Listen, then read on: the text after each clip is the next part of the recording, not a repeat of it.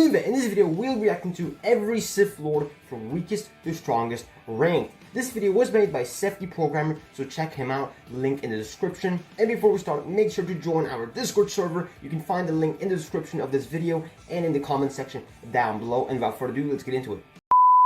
The Sith have had many legendary and overpowered members over the years, and to be quite honest, there's not a single one that is weak in any real way. That's true. If you look at it realistically, there is no weak Sith. It's just that some are stronger than others, you know? So imagine these are the main antagonists of pretty much the whole Star Wars franchise, and they just kind of annihilate and go beast mode on literally everybody the entire story until pretty much the end of whatever arc they're a part of. That being said, there's not a single one you can reference as an anti-feat or a weakling among them. An example, when you refer to someone being downplayed like, oh, Revan is only downplayed to be Maul level, it just doesn't work because even Maul is an absolute beast, and so are many others that people consider lower on the list. That being said, we're going to take a... Maul, you can consider him lower down on the Sith list, but that doesn't mean he's weak at all. He is extremely strong. Approach that I did in my Saiyan ranking video, which I heavily recommend if you like Dragon Ball, by the way. I don't. And by that, I mean we will be ranking the Sith in general categories or tiers, as Star Wars scaling is very, very contentious. In fact, I'd argue it's the most nerdily debated about thing besides Goku versus debates. You'll see forums of people arguing about the same thing for almost a decade straight, writing mini novels back and forth why this strongest Sith statement is above the other. It's pretty complicated, so I'm gonna say the Star Wars community is annoying with that because people just become so brain dead when arguing about Star Wars stuff, and it becomes annoying as hell. To forewarn, by putting someone low on the list, I am by no means disrespecting them because I think every Sith that's understandable, is an absolute savage. So also, I need to clarify. I guess we'll see if I agree with his list, but that doesn't mean that I hate him. You know, just have different opinions. That a Sith isn't just some dark-cloaked guy with a red lightsaber, say such as the Inquisitors. Sith are a very particular set of individuals that have reached certain phases of development and recognition. At the end of the day, a Sith is a part of a religion, not just someone who uses the dark side.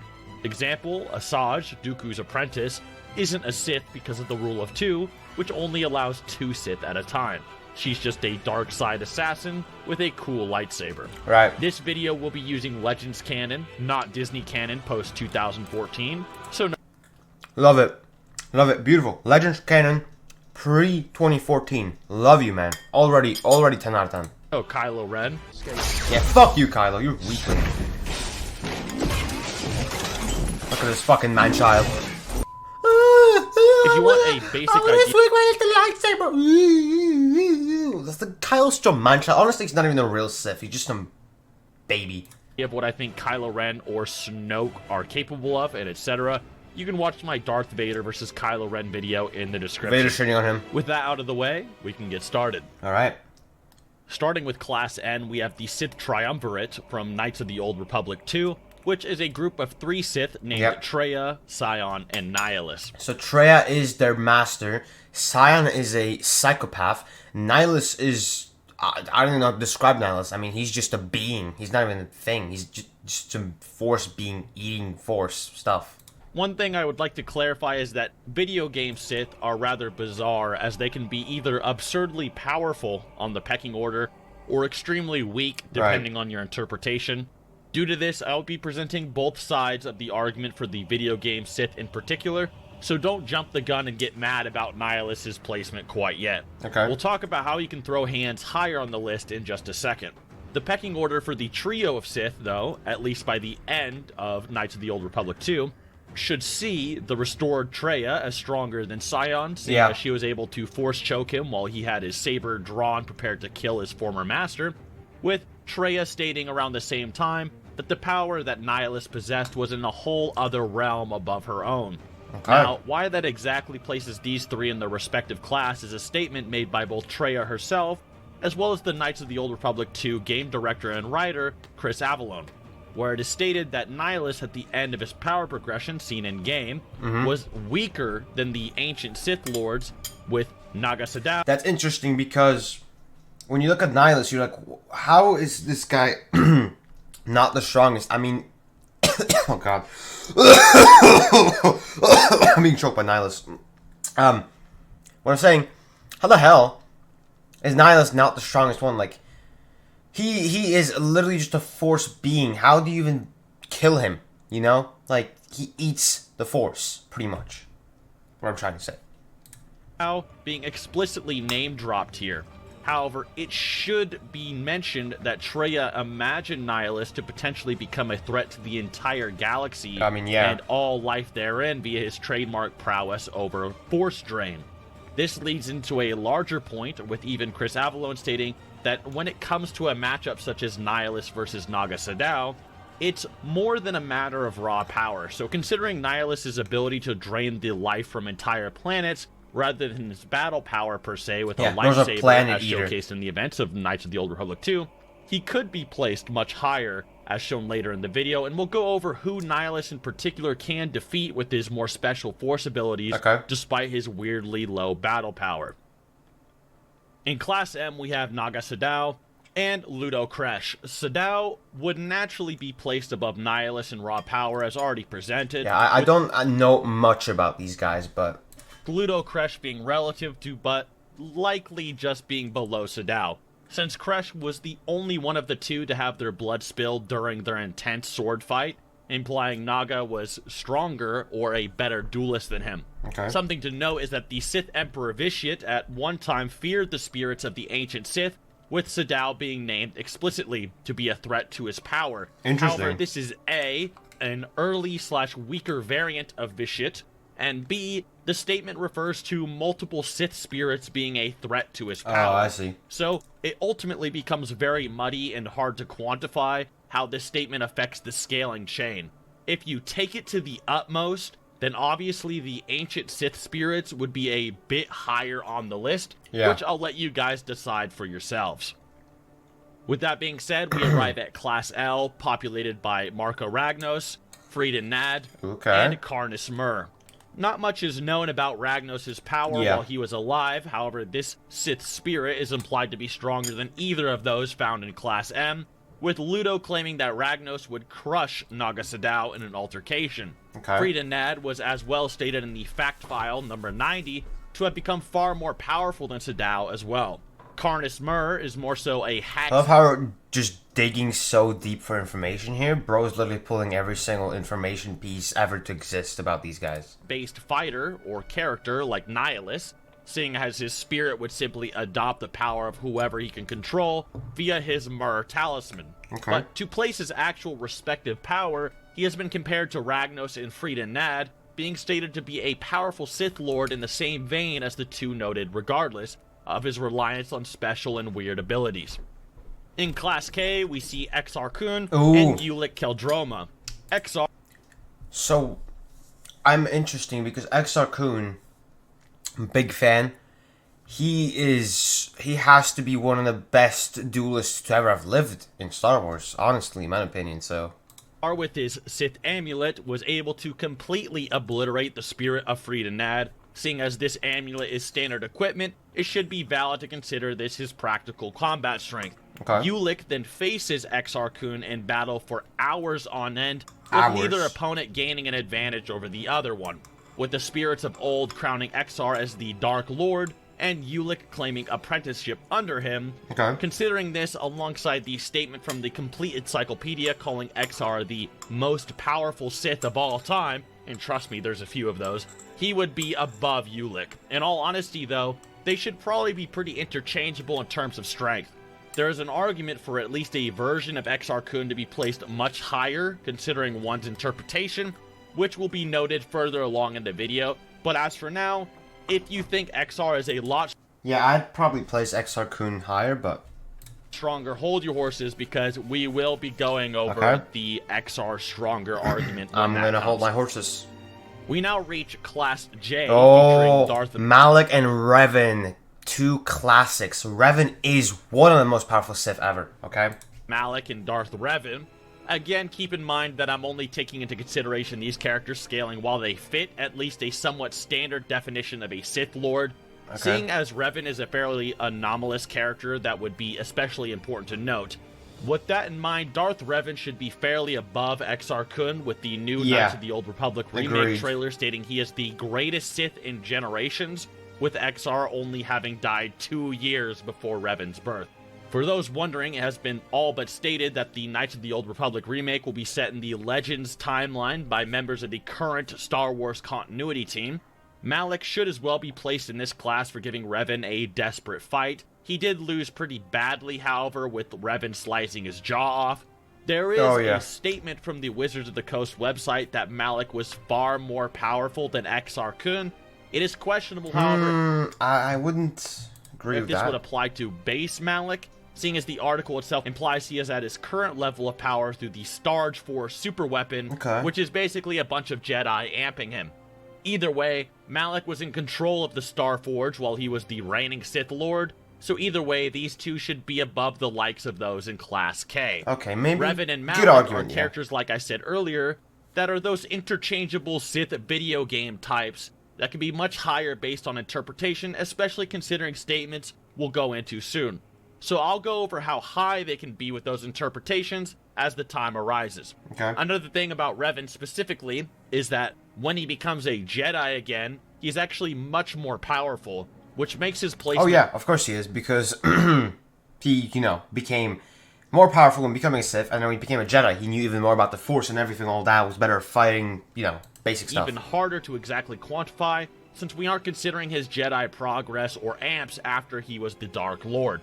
With Class I, things become very subjective, seeing as the characters here originate from the Star Wars The Old Republic MMO, a game with many different campaigns and dialogue options, all determined by player choice. Those characters being the Emperor's Wrath, Darth Nox, and Darth Malgus. What can be said for both Wrath and Nox is that either of them can achieve the title of Outlander. The Outlander is stated to be Vitiat's, at the time, greatest opponent. This would, of course, indirectly or directly, scale him above Revan, who, during his novel, was shown for the first time channeling both sides of the Force and should be at his strongest up until then, scaling the Outlander above Class J. The fact that the Outlander is considered Vitiat's greatest opponent, and Revan is one of Vitiat's opponent, yet not the Outlander, would put these said Outlanders as stronger than him more than likely, which is why they're a class above. Malgus is shown being able to harm the Outlander with Force Lightning and Force Push, scaling to either Wrath or to Nox. This is, however, only considering Malgus' scaling as of now, and he could prove more powerful as the Star Wars The Old Republic content comes out and updates him. In Class H, we have the infamous Darth... I love this guy. I love Darth Bane. Oh, Darth Bane is sexy, dude. Darth Bane is so cool.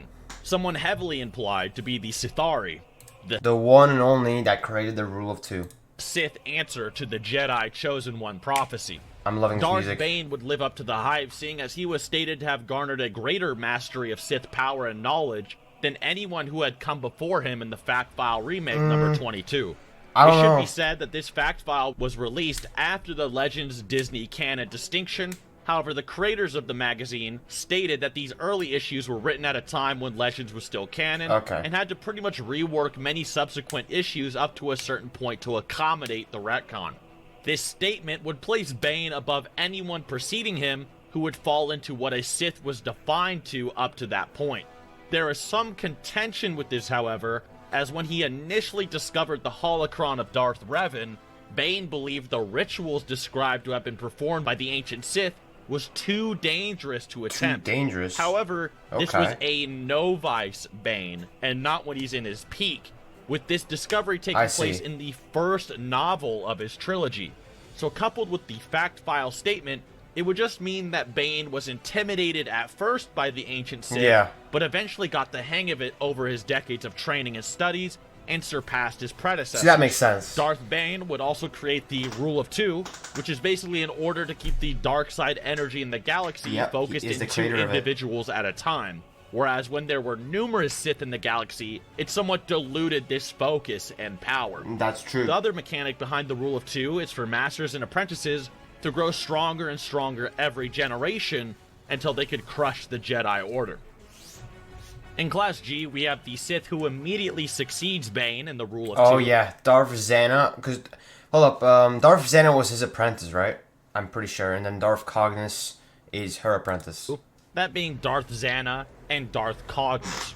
It's been stated in numerous sources that each generation of Sith, following the line established by Bane, grew in power. Okay. It was also noted by Sidious that Bane's actual power was directly transferred from person to person via the rule of two, meaning every Sith after Bane in his lineage would be stronger than Bane and stronger than their...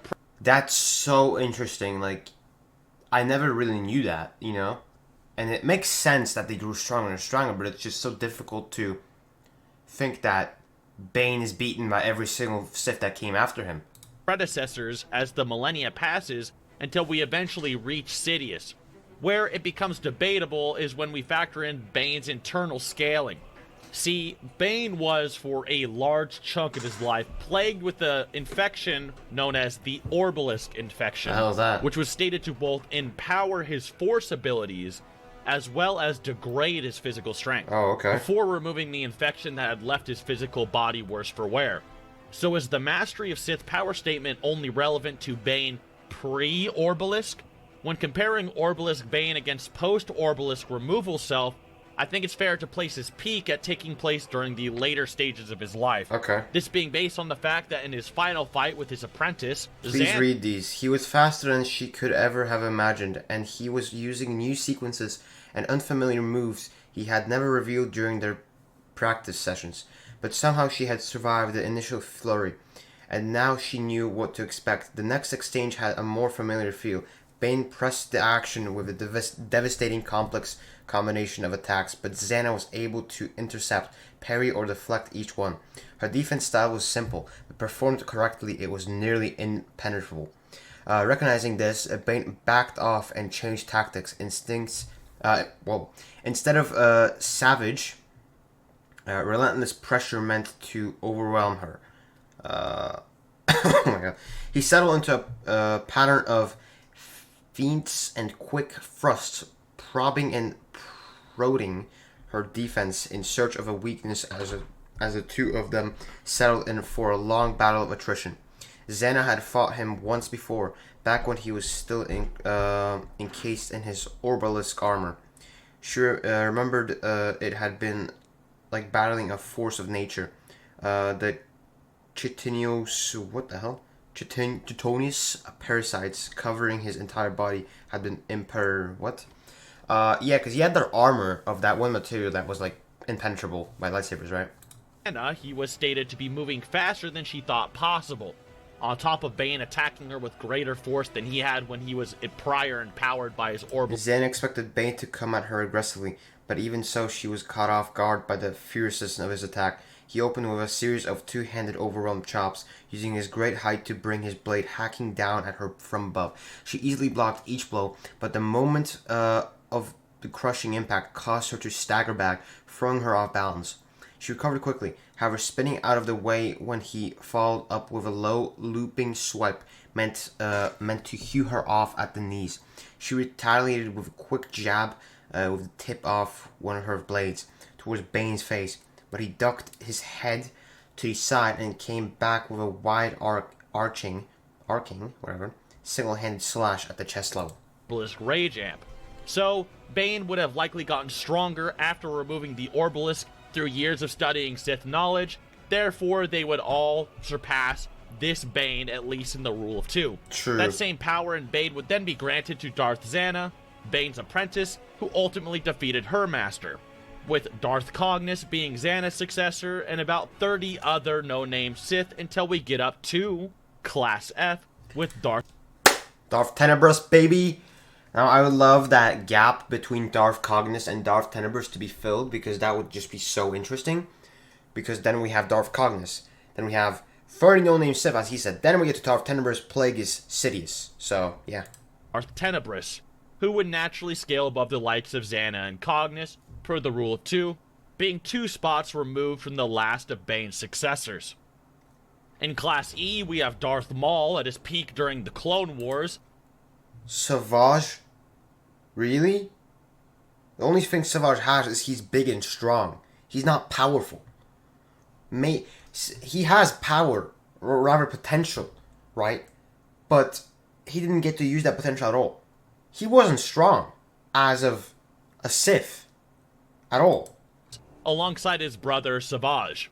It was stated in the Ultimate Duels guidebook that Darth Maul's battle on Tatooine was proof that the Sith were deadlier than ever. This should place his power above the likes of Tenebrous, a Sith who had come before him. Keep in mind that this was an injured Maul, who then grows stronger until his peak in Clone Wars Season 5. Maul also has some pretty crazy hype for his time, being stated to be one of the deadliest Sith in the history of the entire Order. Could beat nearly anyone in unarmed combat, more lethal in battle than the most powerful Jedi. This is a bit too much loving of Maul. And generally just far more impressive accolades than Tenebrous. Savage would as well scale to these statements, seeing as Dooku notes that with training, Savage would rival the Phantom Menace Maul with a stronger... Well, yeah, they're brothers, but here's the thing.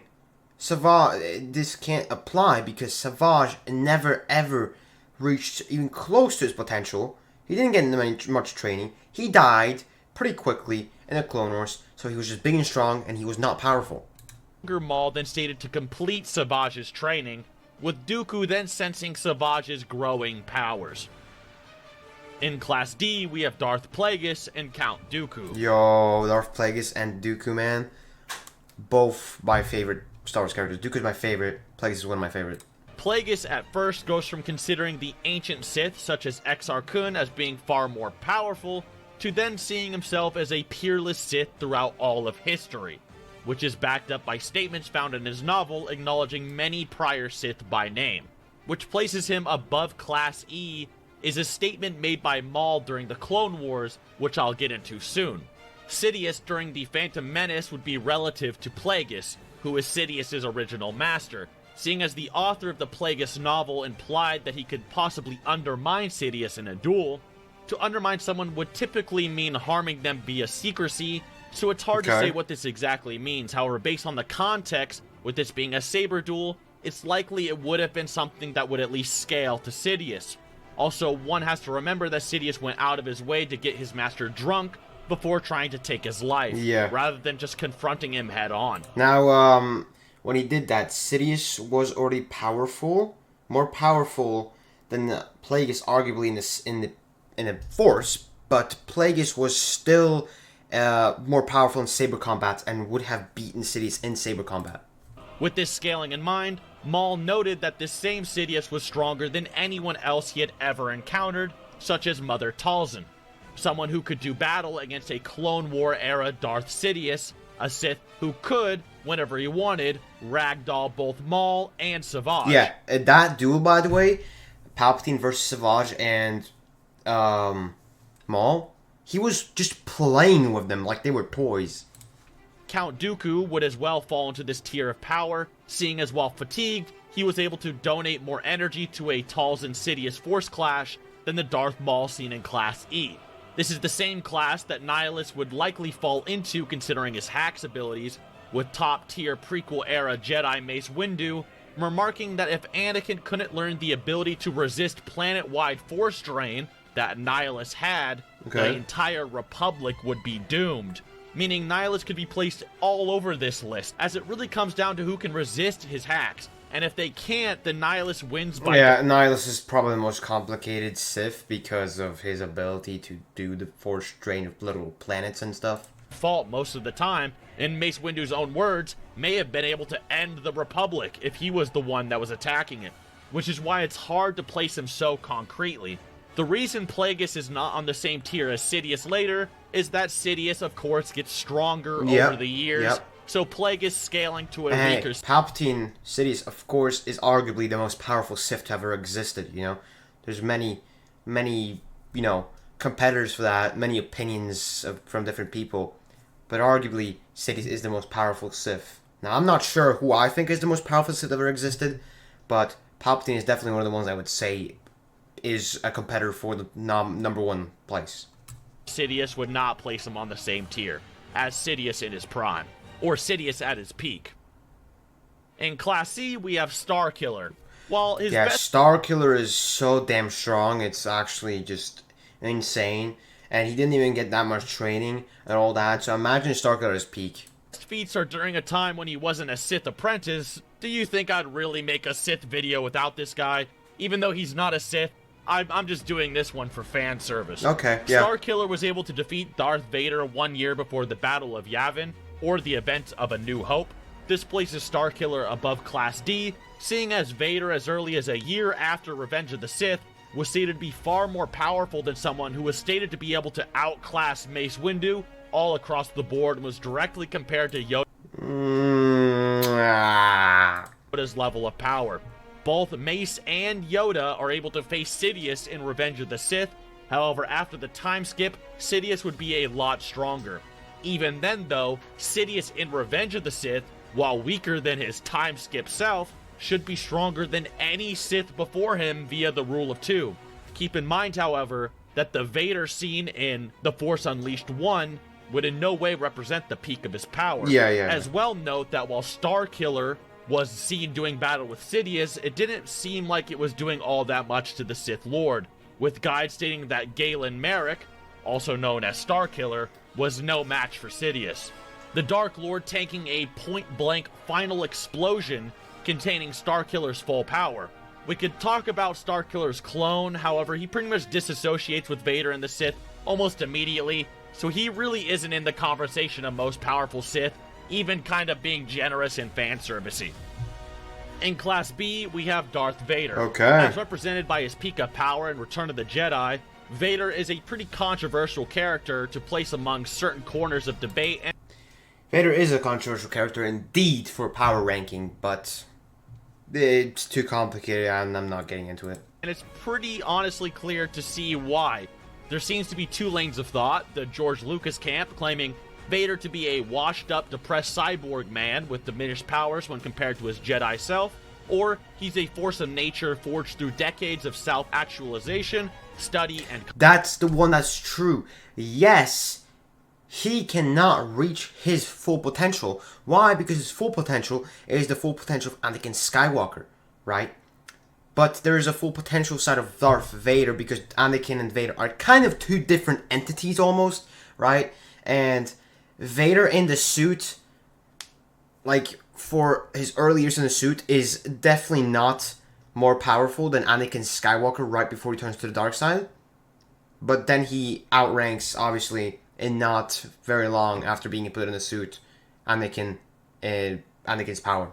So Vader becomes way more powerful than Anakin ever was. But if Anakin were to be at his peak potential versus peak Vader, Anakin will obviously win. Combat. But seeing as this is a Legends video, in the actual material of the EU, Vader is depicted as a beast. In the Force Unleashed 2 novel, the Starkiller's clones battle... And if anybody fucking says in the comments, as an example, his duel versus Luke in Return of the Jedi, I can't stand people debating that shit. I actually cannot stand looking at debates between people arguing whether...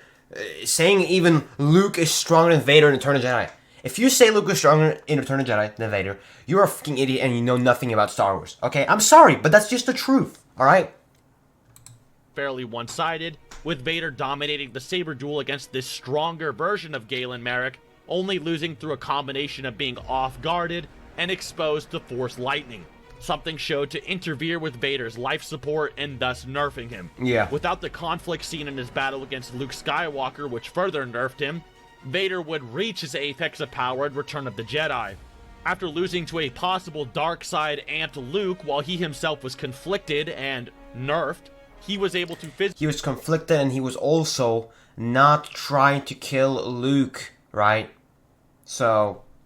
physically restrain and withstand the full and power. people also say, well, Luke wasn't also trying. Luke was trying. Do you know why Luke was trying? Because first of all, he was fighting a damn Sith Lord, right? He was fighting for his life. Second of all, Luke was trying because he was fighting for the good. He was determined to win, no matter if it was his father he was fighting.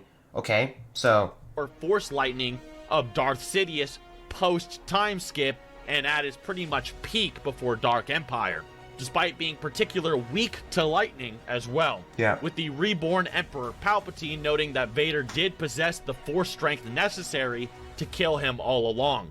Further proof of Vader and Sidious getting stronger over time is how Vader is able to destroy himself from a few years ago or so due to A, various sources saying Old Ben scales to Vader in New Hope, and B, Vader considering Luke in Empire Strikes Back to be above Old Ben and the strongest Jedi, even including Obi-Wan. This Luke being someone he dominates easily, while probably conflicted and weakened. Yeah. If you want Vader to be higher, you'd have to utilize the idea that Sidious says that Vader is strong enough to kill him. However, detractors debate what exactly this means, as well as the fact this would only put Vader in a similar category, while he is pretty objectively stated to be weaker. Sidious only gets stronger since this statement in Dark Empire as well. Thus, we get to Sidious ranking in Class A. And this is, you know what, I said earlier I wasn't really sure, but in my opinion, yes, Darth Sidious is the most powerful Sith to ever live in Star Wars. It should be pretty clear. I love his music. He's stated numerous times to be the most powerful Sith, if not the most powerful being ever born, period. Through decades of training We have some beings that are pretty crazy in Star Wars, so... and preparation, learning the deepest secrets the Force has to offer. He's become close to a genuine Force entity, existing more so as a being of energy rather than flesh. His knowledge of the dark side runs so deep to its very depths that he can devise entirely new techniques on the fly, harnessing the higher dimensional energies of hyperspace to threaten the entirety of space. He's a real titan, and could very well be placed higher depending how far you believe his statements of being the most powerful Sith extend to, timeline-wise. Based on certain factors. Now I know next after this, it's gonna be Class S, I'm assuming, or something, since this is Class A. Right? But a Valkorion or Vitiate is probably being placed above him. So that's probably the biggest argument, whether Valkorion slash Vitiate, whatever you call him, or Sidious is stronger. I personally think Sidious, but let me know in the comments what you think. Just Luke Skywalker's power progression eclipsing Sidious in terms of raw power, he may very well stop here though. Valkorion would as well likely fit in this class. He would at the very least be far stronger. Wait, so there's still like 5 minutes of the video, so what's... than the likes of the Spirit of Revan, seeing how pretty much everyone in the galaxy is trying to prevent Revan from reviving Vitiate, knowing they'd all be hopeless if he came back.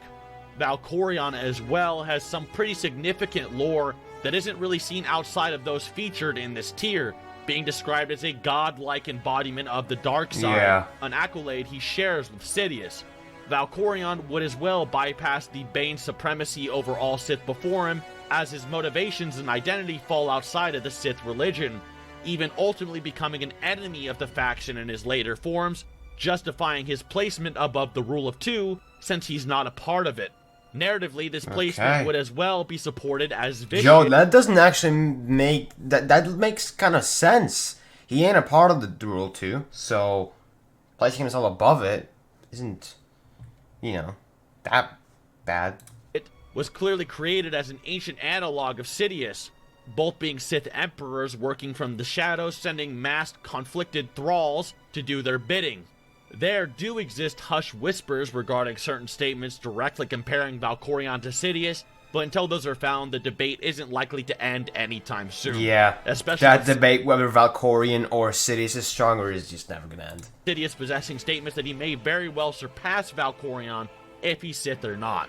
As I foreshadowed earlier, the Sith spirit of Exar Kun would as well fall into this class, as Luke considered his power to be just as vast as any he had ever encountered.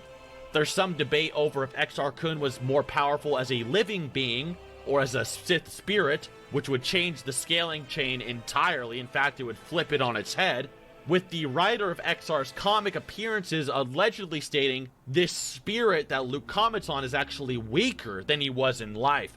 However, he could be referring to the spirit Exar that he wrote, which would be a suppressed being compared to that in his novel appearances.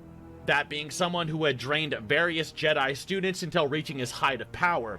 But no matter which version you consider, this would be your hypothetical peak Exar would scale to, relative to Dark Empire Sidious. This is as well an alternate placement for Sith Malak and Revan if you consider the statement made regarding a set of miniatures released around 2008, which states that Revan sits along Sidious and Darth Vader as the most powerful Sith Lords in history. However, this statement contradicts a fair amount of the verse, such as the fact that in Knights of the Old Republic itself, Malak states that Jedi Revan is stronger than he was as a Sith Lord, with Malak still considering himself superior to Revan, even being downright baffled at his loss. So based on this alone, Malak should be among these most powerful Sith Lords in history, but he's absent from the set. This minifigure set also features Sidious in his original trilogy design, alongside Imperial officers who were shown killed in Empire Strikes Back, contradicting the numerous statements of Sidious's peak being in Dark Empire. The statement mostly seems like marketing hype to get you to buy some minifigures, but taking this at face value and ignoring the contradictions, Revan would be at least around Sidious tier, possibly even higher if you think Revan is stronger than Exar Kun, and you take the writer's statement of Exar being stronger in life than... See, this is where it's getting complicated as fuck, honestly, because I think Revan is stronger than Exar Kun, but then I don't think Revan is stronger than Sidious, and I think Sidious is stronger than Vitiate. Vitiate is stronger than Exar Kun and Revan. This is complicated, man. Spirit to its maximum interpretation, which would actually make Revan stronger than Sidious and Valkorion, which gets a little bit awkward in debates, but is possible. Class S, the strongest Sith Lords of all time. Most... Whoa. Okay. People generally agree with this, although it's Star Wars, so there's always debate to be made. Yeah. The justification for the placements in this class are they're scaling to basically Luke Skywalker when he's the Grandmaster of the Jedi, after Sidious is defeated, who was able to, decades prior, while amped by Leia, overpower peak Sidious in Dark Empire. Okay. He is then later on stated to be stronger than ever before, including his amped self, which beat Sidious. To start with, we have Darish Vol, who is stated to have much the power of Luke. Hard to exactly place, he would at least be at the bottom of this class. We then have the Dark Lady Lumaya, who during the Legacy of the Force era was able to mortally harm Luke with her light whip, even briefly physically stalemating the bloodlusted Grandmaster. Okay. Darth Vader, who is basically Legends Kylo Ren, puts up a much better fight against an enraged Grandmaster Luke than Lumaya. Darth Krayt, Luke's dark side match, who was able to fight relative to Skywalker against Abeloth, being able to puncture her body, even resisting her force blast. Yeah, being able to beat Abeloth, fight her off, is insane. This could be argued above this, however, seeing as Jacen Solo was stated to be the most powerful Sith in the galaxy, with Darth Krayt technically being in the galaxy at the time, albeit in stasis. And finally, Sarasu Talon, a member of the Lost Tribe of the Sith, who, after exposing himself to one half of Abeloth's power source, Abeloth being the mother of the Force, was able to blitz and telekinetically manipulate a prime Luke Skywalker. Anyway, with that out of the way, I hope you guys enjoyed. This video is written... Fuck, this... Star Wars is complicated as fuck. Like, it's a brain bleed for you, if you wanna explore all this shit. My opinion, Sidious is the most powerful Sith in the galaxy to ever exist. Let me know who you think is the strongest Sith to have ever existed in Star Wars. And yeah, I mean, this was a very good video. And, wow. And that is it for this video. Remember to check out SethTheProgrammer, as he is the one that made the video we reacted to today. Link to his channel will be down below in the description of this video. Subscribe to me as well, as we are trying to reach 1,000 subscribers by the end of 2024. Like the video if you enjoyed, as it shows me whether you enjoy the video or not. Turn on notifications to be notified about when I post my next video. Remember to also leave a comment down below this video to let me know what I can improve with this video. And, these kinds of reaction videos, as I do read all my comments and I appreciate your feedback. And if you end, of course, I have to thank my Patrons, which so far is just Alan. Alan, thank you so much for the monthly $3. Your support is greatly appreciated. Remember to also join the Discord server, link in the description and in the comment section down below. And that is it for this video, guys. Thank you so much for watching. This is the way, and may the Force be with you. Till then, I will see you next time. Hey, you didn't watch it? Well, check out the video on the left side of the screen, which is specifically recommended for you, or check out the playlist on the right of the screen, which contains similar videos to this one, made by me, of course. Hey, remember, subscribe.